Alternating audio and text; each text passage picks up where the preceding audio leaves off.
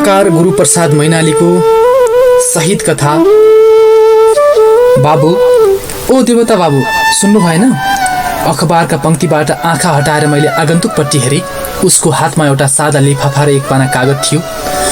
हल्ला मच्याएर आफ्नो शान्ति भङ्ग गरिदिएको हुनाले आगन्तुक उपर मलाई अलि रिस उठेको थियो। फर्केर सोधेँ, के बाबु बाबु चिच्याइरहेको? को बाबुलाई खोज्यौ तिमी?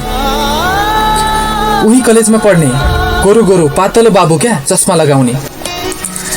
आगन्तुक सायद मभन्दा पहिले यस कोठामा बस्ने विद्यार्थीलाई खोजिरहेको थियो। मैले उत्तर दिएँ, उनी त अस्ति नै गइसके। ओहो, एकपल्ट खबर पनि दिएनन्। साँच्चै नेपालको मानिसलाई माया मोह भनेको त जात हुँदैन। अब लौ, मेरी डलीलाई खत कसले लेखिदिन्छ? मैले उत्सुकतापूर्वक सोधेँ, को डलीलाई खत लेखाउँछु? रामकी आमालाई। को रामकी आमा? आगन्तुकले आँखा झिम्काएर आफ्नो अट्टहासले कोठा घन्काउँदै भन्यो, मेरी स्वास्नी क्या, रामकी आमा।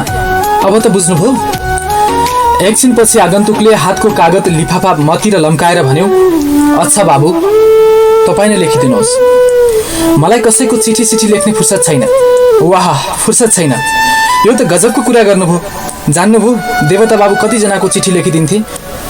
सहरका आधाभन्दा बढ्ता कुल्ली, दरबान, रिक्सावाला नेपालीहरूको चिठी उनै लेखिदिन्थे। कैयौँ बेखर्चीलाई खर्च दिएर पाल्थे। के गर्नु, उनी 2 वर्ष बसिदिएको भए नेपालीहरूको ठूलो उपकार हुने थियो। उनलाई फुर्सद हुँदो त लेख्दा हुन्। मसँग अर्काको चिठी लेख्ने त्यस्तो फाल्तु टाइम छैन। आगन्तुकले ठुला ठुला आँखा तुल्याएर टाउको हल्लाएर भन्यो, वाह, एउटा सानो चिठी लेखिदिने टाइम पनि छैन। साँच्चै आजकालका तपाईहरू पढे लेखेका मानिसहरूले दया माया भन्ने कुरालाई ठ्याम्मै बिर्सिदिनु भयो। यो त बडा दुःखको कुरा हो। एकछिनपछि आगन्तुकले आँखा झिम्काएर उही अट्टहासका साथ भन्यो, अच्छा, पैसा लिनुहुन्छ? कति दिन्छौ? पैसा मसँग 1 कौडी पनि छैन। तपाईँ नेपाल फर्कने बेलामा आफ्नो रिक्सामा स्टेसन पुर्याइदिउँला। भन्नुहोस्, मन्जुर छ? पक्का, बिल्कुल पक्का साहेब। वीरबहादुर कसैलाई धोका दिन जान्दैन। आगन्तुकका हातबाट कागज लिफाफा लिएर उनले भने बमोजिम चिठी लेखिदिए। चिठीको मजबुन यस्तो थियो। दरबानीमा लाउन खान मात्र ठिक्क हुने, 1 पैसा नजोगिने हुनाले आजकल रिक्सा चलाउने काम गरिरहेको छु। साह्रै कडा मेहनत गर्नुपर्छ। खाने सुत्ने फुर्सद रहँदैन। अहिलेसम्म 400 जम्मा पारिसकेँ। अब दसैँसम्म 600-700 पुर्याउँछु र दसैँमा घर आउँछु, अनि खेत किन्नु पर्ला। दसैँमा आउँदा तिमी र रामलाई नयाँ नयाँ कपडाहरू लिएर आउनेछु। अब त राम ठुलो भइसक्यो होला। चकचक गरेर तिमीलाई हैरान पार्दो हो। सडकमा साना साना केटाकेटी खेलेको देख्दा मलाई रामको झल्को लाग्छ। त्यति टाढा परदेशमा खाली तिमीहरूको मायाले बाँचिरहेको छु, इत्यादि। चिठी सुनिसकेपछि उसले आफ्नो हाँसोले कोठा घन्काउँदै आँखा झिम्काएर भन्यो, वाह बाबु वाह। चिठी हेर्ने बित्तिकै रामोराम डल्ली दङ्ग पर्से। तपाईँ त देवता बाबु भन्दा पनि राम्रो लेख्नु हुँदो रहेछ गाँठे। सत्य, अब 15 दिनमा सारा कुल्ली दरबानहरूले घेरेनन् भने मलाई भन्नु। मैले हाँसेर भने, हो, रिक्सा त हाँकिरहेकै छौ, अब चिठी लेख्ने कुरा पनि घन्टी बजाएर सबलाई सुनाउँदै हिँड्नु। अनि उसले एकछिनपछि भित्तापट्टि हेरेर भन्यो, मैले कसैलाई सुनाउनु पर्दैन बाबु। यस कमरामा सबै आफै आइपुग्छन्। यो देवता बाबु बस्ने कमरा हो। एकछिनपछि मैले भने, वीरबहादुर, के तिम्रो खेत अर्काले लिएको छ? जी, गाउँकै साहुले 500 को बन्धकमा खाएको छ। एकैपटक किन त्यतिको ऋण लिएको त? किन एकैपटक लिन्थे? डल्लीलाई बिहे गर्दा 100 लिएको थिएँ, त्यसैलाई दोब्राई 500 पारेर खेत खाइरहेको छ। खेत कस्तो छ नि जान्नुभयो? 3 बाली लाग्छ, 20 मुरी मसिनो धान फल्छ। गाउँभरिको मुटु खेत हो। बाबु बाजेले किनेको। तिमीले बिहे गरेको कति वर्ष भयो? 10 वर्ष भयो। त्यस बेला डल्ली 14 वर्षकी हुँदी हो। अहिले 24 वर्षकी भई। 10 वर्षमा 100 को 500 भयो त। ब्याज कति लिन्छ नि जान्नुभयो? सैकडा 25। अनि ब्याजको स्याजको प्याज गर्दा 500 पुग्न कति बेर लाग्छ र? एकछिनपछि बिडी सल्काउँदै हाँसेर भन्यो, खाओस् साले, कति दिन खाला। मैले मनले भने, सरकार गरिब प्रजालाई हल्का ब्याजमा ऋण दिने प्रबन्ध किन गर्दैन। एक दिन बिहान वीरबहादुर मेरो कोठामा पस्यो र मलाई देख्ने बित्तिकै सलाम गरेर उही दिव्य हास्यका साथ भन्यो, थाहा पाउनुभयो बाबु, आज चोरले मेरो ट्रङ्क फोरेर चोरेछ, थानामा रिपोर्ट लेखाएर आउँदैछु। मैले विस्मयका साथ सोधेँ, के सबै लगेछ? एक पैसा बाँकी छैन, कपडा लत्ता पनि लगेछ। वीरबहादुरको कुरा सुनेर मलाई अपार दुःख लाग्यो। मनले भने, साउका पीरले स्वास्नी छोराछोरी छोडेर विदेशीको यो गरिबको पसिना बगाएको धन कुन पापीले छिनायो होला।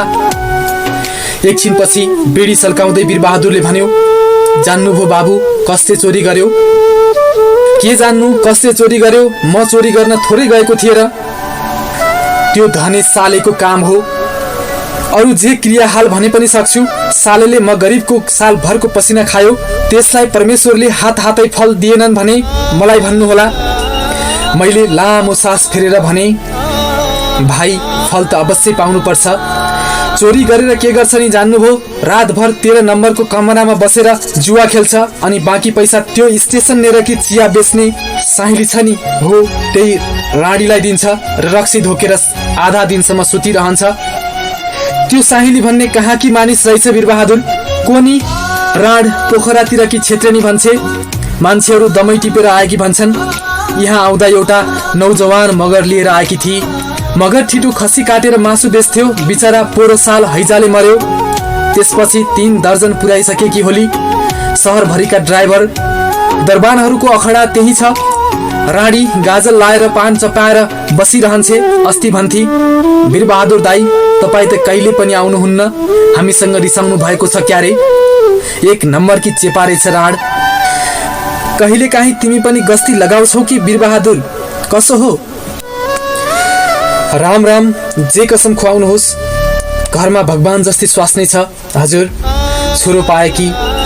वीरबहादुर त्यस्तो नालायक काम कहिले गर्दैन। धनेको हो नि वीरबहादुर, नुवाकोटको छेत्री हो, मिलमा भैँसा गाडा हाँक्छ। तिमीहरू परदेशमा किन रुपियाँ पैसा साथमा राख्छौ? डाकखानाको सेभिङ ब्याङ्कमा जम्मा गर्ने गर, त्यसो गरे डरै रहँदैन नि। क्यार्ने हजुर, हामी पहाड पर्वतका नपढेका मानिसलाई त त्यस्तो गरिरहन पनि असजिलो पर्दो रहेछ। एकछिनपछि वीरबहादुरले टेबलमाथि राखेको घडीपट्टि हेरेर आङ तानेर भन्यो, ओहो 8 बजिसकेछ, बिदा दिनुहोस् बाबु। 3 जना बिरामीलाई खुवाउनु छ। बिचराहरू भोकले छटपटाइरहेका होलान्। बिरामीलाई खुवाउनु छ? को बिरामी छ? को भनु बाबु? मलाई रोजै 2-4 जना बिरामीको स्याहार सुसार गर्ने काम परिआउँछ। आज नम्बर 7 मा 2 जना छन्, नम्बर 5 मा 1 जना। परदेशको ठाउँ बिचराहरू बिरामी हुन साथ बोलाउँछन्। आफ्नो मुलुकका मानिसहरू हुन् बाबु, हामीले नहेरे कसले हेर्छ? वीरबहादुर उठेर गयो। मेरो मनमा कुरा खेल्न थाल्यो, यो कस्तो विचित्रको मानिस हो। सालभरको कमाई चोरियो भन्छ तर फिक्री छैन। झन् बिरामीहरूलाई खुवाउने पियाउने दायित्व बोकेर हिँड्छ। यसलाई नेपालीहरू आफ्ना मानिस भन्ने पुरा ख्याल छ। दायित्व लिए मात्र दायित्व परिआउने हो कि नलिए पनि पर्ने हो, मैले केही निर्णय गर्न सकिनँ। 1 साता पछिको कुरा हो। वीरबहादुरसँग स्टेसन लिएरको बलको रुखमुनि भेट भयो। साइकल रिक्सा सियालमा राखेर पानको पसल अगाडि बेडी तान्न लागेको रहेछ। मलाई देख्न साथ अग्लो हात उठाएर सलाम गर्यो र उही आफ्नो दिव्य हास्यका साथ भन्यो, थाहा पाउनुभयो बाबु, धने साले गिरफ्तार भयो। हिजो राति ट्रेनबाट 1 जना नेपाली मुसाफिरको कुम्लो टिपेर भाग्न लागेको रहेछ। पुलिसले त्यत्तिखेरै पक्रेर लग्यो। अहिले थानाको हाजतमा बसिरहेछ। अब बजिया 3 वर्ष जाकिएन भने मलाई पाजी भन्नुहोला। हाजतमा भएको तिमीले खुद देख्यौ? खुद थानाबाट सरासर आउँदैछु। के खुसी लागेर हेर्न गएको त? नाइ बाबु, त्यो पापी थुनिएकोमा के को खुसी लाग्नु। दरोगा साहेबलाई पुर्याउन गएको थिएँ। बजिया हाजतमा कम्बल ओढेर हतकडी लगाएर झोक्रिएर बसेको रहेछ। मलाई देखेर भन्यो, दाई मद्दत गर। म चाहूँ भने सालेलाई छोडाउन सक्छु, तर यसपालि चेतोस्, चोरीमा गिरफ्तार भएको मानिस कसैले छोडाउँदैमा छुट्न सक्छ र? जान्नुहुन्छ बाबु, सारा दरोगा पुलिसहरू वीरबहादुरकै हातमा छन्। सब सालेलाई त मै लादी हिँड्छु, पुलिसहरू कुनै सालेसँग भाडा लिन्न।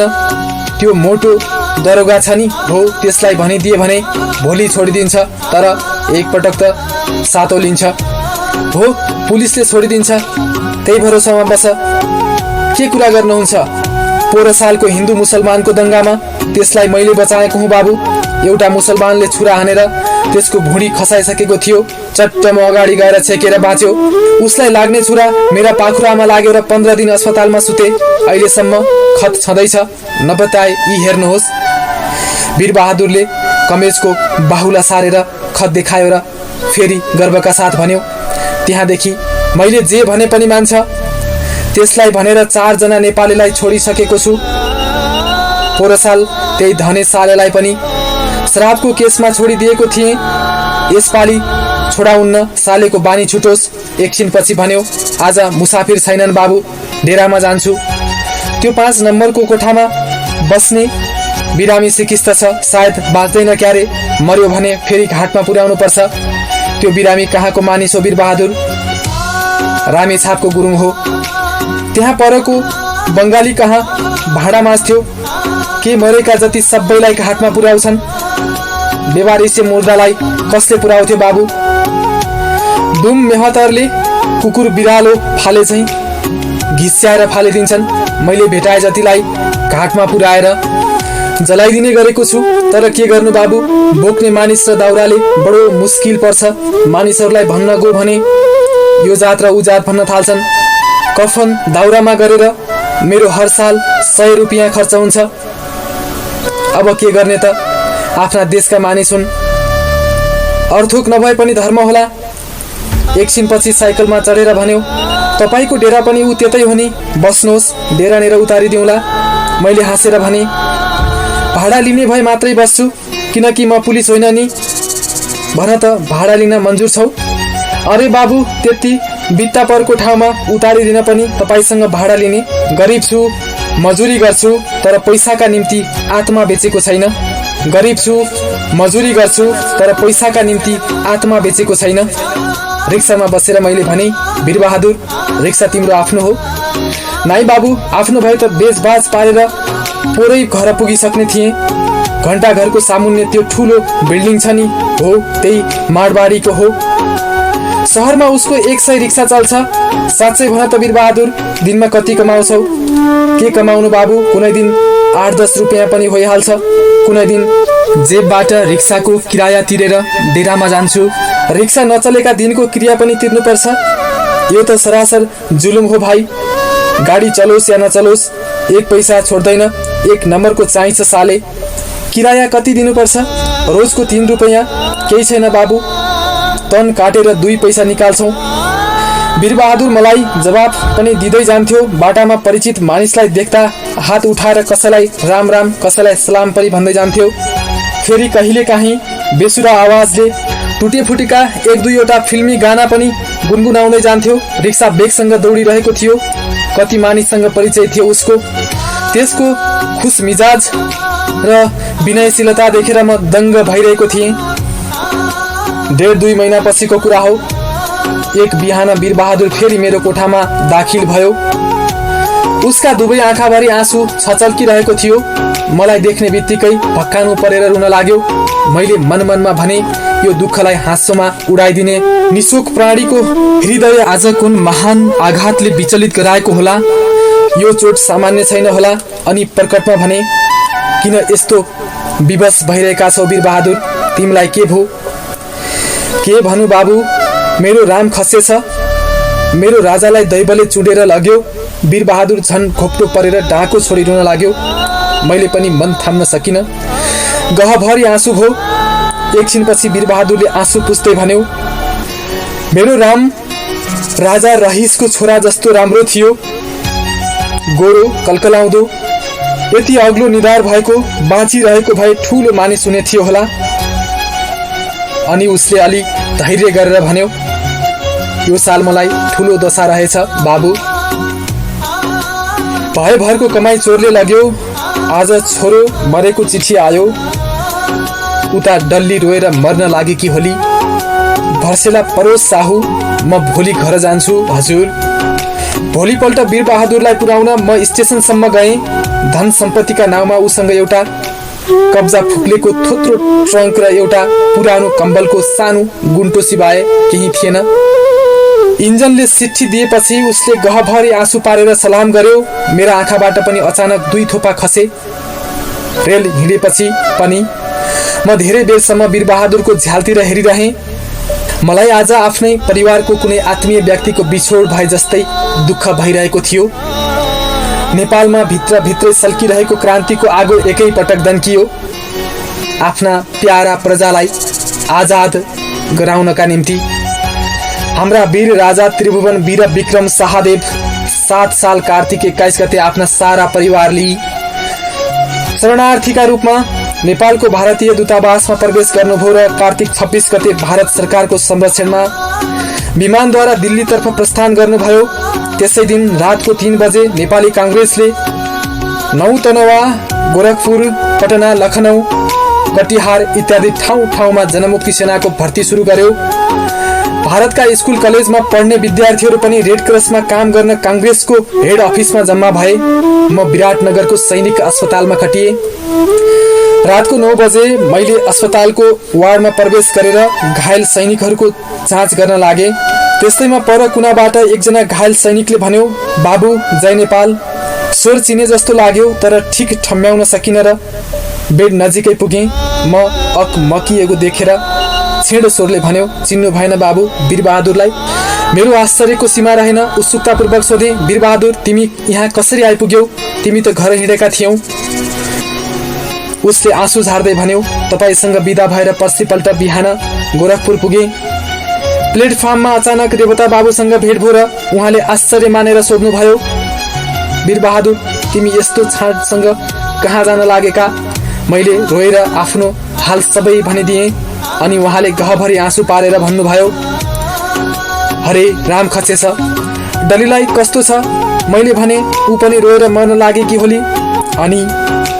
अनि देवता बाबुले भन्नुभयो, वीरबहादुर संसार यस्तै छ, अपसोच नगर। हामीले आजादीको लागि नेपालका सामन्तीय सरकारसँग लडाईँ सुरु गर्यौं। मुक्ति सेनाका निम्ति स्वयंसेवकहरूको बहुत जरुरत छ। तिमी जस्तो बहादुर कमान्डर पाए एउटा मोर्चामा हाम्रो अवश्य विजय हुन्छ। तिमी घर जान पाउँदैनौ, सेनामा भर्ती हुनुपर्छ। मैले हात जोडेर भने, बाबु एक पटक डल्लीको मुख मात्र हेरेर आउन दिनुहोस्, अनि जे भन्नुहुन्छ मान्नेछु। अनि उहाँले भन्नुभयो, हेर वीरबहादुर तिमीलाई यो कुरा सुनेर दुःख लाग्ला, मेरी पनि जहान भदौमा परलोक भइछन्। काखको छोरालाई दिदीले लगेर पाल्नु भएको छ अरे। उता सरकारले घरखेत जफ्त गरिराखेको छ। आफू चन्दा मागेर खान्छु, भन त मेरो मन कस्तो भएको होला। तर याद राख, आमाको पुकार भन्दा स्वास्नी छोराछोरीको पुकार ठुलो होइन। जन्जिरले बाँधिएकी नेपाल आमा यस बखत आफ्ना समस्त सन्तानसँग हात पसारेर रोइरहेकी छन्। आमाको बन्धन हामी सबैले मिलेर तोड्नुपर्छ। तिमीलाई थाहै छ, सन् 42 को आन्दोलनमा भारत माताका हजारौं लालहरूले देशका निम्ति कसरी हाँसिकन आफ्नो प्राणको बलि दिए। तिमीलाई आमाको माया लाग्दैन? एक दिन मर्नु त छँदैछ। मानिसले मर्न जान्नुपर्छ। जुन जाति मर्न जान्दछ बाँच्न पनि त्यसैले जानेको हुन्छ। एक दिन मर्नु त छँदैछ। मानिसले मर्न जान्नुपर्छ। जुन जाति मर्न जान्दछ बाँच्न पनि त्यसैले जानेको हुन्छ। अनि के तपाईलाई थाहा छ, हामी देवता बाबुको आज्ञा काट्न सक्दैनौँ। उहाँले मलाई पनि प्लाटुन कमान्डरमा भर्ती गरेर विराटनगर पठाइदिनु भयो। त्यही बेला विश्वस्त सूत्रबाट थाहा भयो विराटनगरको सरकारी सेनाको मद्दतका निमित्त नेपालबाट 300 फौज तराईको बाटो आइरहेका छन्। यो खबर पाएर हाम्रा सेनापतिले 100 जवान सिपाही दिएर सरकारी सेना रोक्ने काममा मलाई खटाउनु भयो। कोशी नदीको कुसाहा घाटमा सरकारी सेनासँग हाम्रो घमासान लडाईँ पर्यो। दुवै तर्फका धेरै जवान हताहत भए। 300 जवानका अगाडि 100 जवान टिक्न कठिन थियो। हाम्रा मुक्ति सेनाका जवानहरूको हिम्मत टुट्न लाग्यो। मैले विचार गरेँ, सरकारी सेना अगाडि बढ्यो भने हाम्रा बाँकी रहेका जवान त अवश्य सोतर हुनै छन्। साथ विराटनगरका अरू 400 जवान पनि घेरामा परेर खत्तम हुनेछन्। अनि मैले आफ्नो सेनाका जवानहरूलाई भने, वीर जवान हो, आज मर्ने र मार्ने दिन हो, खबरदार कोही पछि नहट्नु। हाम्रो एक जवान र एक गोली शेष रहेसम्म पनि दुश्मनलाई एक पाइलो अगाडि बढ्न दिनुहुन्न। संख्यामा थोरै भए पनि हामीसँग सत्य र ईश्वरको बल छ। दुश्मनको मुटु हल्लिसकेको छ, बहुतै चाँडै हाम्रो विजय हुन्छ। अनि मेरा जवानले फेरि आफ्नो शौर्य र पराक्रम देखाउन थाले। तर त्यही बेला दुश्मनले हानेको एक गोली मेरो छातीमा लाग्यो र म बेहोस भइ गिरेँ। होस फिरेपछि फेरि मैले आफूलाई यही बेरमा सुतिरहेको पाएँ। एकछिनपछि फेरि उसले आँसु झार्दै भन्यो, बाबु, लडाइँमा मैले धेरै पटक मृत्युसँग खेलबाड गरिसकेको छु। त्यसो हुनाले मर्नमा मलाई अलिकता पनि फिक्री छैन। तर एक पटक डल्लीको मुख हेर्न पाइन, ठुलो अपसोच यही कुरा छ। मैले भने, अघि पनि तिमीले फौजमा काम गरेका थियौ? जी, अघि मैले 4-2 गोर्खा राइफलमा 5 साल नोकरी गरेको थिएँ। दोस्रो ठुलो लडाइँमा हाम्रो पल्टन बर्मामा लड्थ्यो। वीरबहादुर, तिमी जस्ता बहादुर योद्धालाई यो खबर सुनेर खुसी नलाग्ला? तिम्रा देवता बाबु पनि अस्तिको लडाइँमा शहीद हुनुभयो। ओ देवता बाबु मर्नुभयो। उहाँ महान पुरुष हुनुहुन्थ्यो। वीरबहादुर आँखा चिम्लेर दुवै हात जोडी एकछिन मौन रह्यो। अनि फेरि मतिर फर्केर भन्यो, बाबु, मेरा शरीरका सारा पूर्जाहरू चुडिन लागेका छन्। घाउ साह्रै दुखिरहेछ। यसपटक म अवश्य बाँच्दिन। मेरी डल्लीलाई एउटा चिठी पठाइदिनु होला। मेरो गहभरि आँसु भयो। मैले भने, तिमीले विश्वास राख वीरबहादुर, म डल्लीलाई चिठी अवश्य पठाइदिनेछु। मैले वीरबहादुरलाई फेरि 4 लाख पेनिसिलिन दिएँ। उसको पथ्यको व्यवस्था मिलाएर आफ्नो चार्ज साथी डाक्टर नगेन्द्र ध्वज जोशीलाई सुम्पेर म राति विश्रामका निमित्त डेरातर्फ हिँडेँ। मेरो मनमा विचारको ज्वारभाट चल्न थाल्यो। ओह, मृत्युको रूप पनि कति प्रकारको हुन्छ। उद्देश्यको निम्ति वीर गतिले मर्न लाग्यो। अरू हजारौं नेपालीहरू ठाउँ ठाउँमा कुकुर बिराला मरे जस्तो मरिरहेका छन्। अब डल्लीलाई चिठी पो के भनेर लेखिदिउँ? छोरो मरेको वर्ष दिन भएको छैन। लोग्ने परदेशमा यसरी मर्न लागिरहेको छ। जग्गा जमिन साहुले अठ्याइराखेको छ। चिठी पाउँदा ती दिनहीन विधवाको हृदय कस्तो होला? लोग्नेको क्रियाका सट्टा गर्ने पैसा पनि छैन। अब सायद उनीसँग बन्धक राख्ने गहना पनि केही होइन। मेरो मन एक तमासको भयो। बिहानैदेखि आकाश बादलले ढाकिएको थियो। टाइममा चिसो बतास चल्थ्यो। पुसको जाडोले तरुण रूप धारण गरेको थियो। म कपडा लगाएर अस्पताल जान तयार भइरहेको थिएँ। त्यस्तैमा पर क्षितिजबाट ठुलो कोलाहल गर्दै मानिसहरू आउन लागेको देखेँ। अघि मुक्ति सेनाका हतियारबन्द सिपाहीहरू थिए। त्यसपछि एक हातमा आरती र एक हातमा माला लिएका महिला स्वयंसेवकहरूको दल थियो। त्यसपछि 8 जना स्वयंसेवकहरूले एउटा लास बोकेका थिए। लास ठुलो राष्ट्रिय झण्डाले ढाकेर फूल माला लावाले सिंगारी राखेको थियो। त्यसपछि राष्ट्रिय झण्डा लिएका पुरुष स्वयंसेवक र नागरिकहरूको दल थियो। सबैजना जोशका साथ बुलन्द आवाजले नारा लगाइरहेका थिए। इन्कलाब जिन्दाबाद, वीर शहीद जिन्दाबाद, वीर बहादुर जिन्दाबाद। बुझ्दा अर्थी मेरै चिर परिचित वीर बहादुरको रहेछ। मेरा आँखाबाट आँसुका धारा बग्न थाले।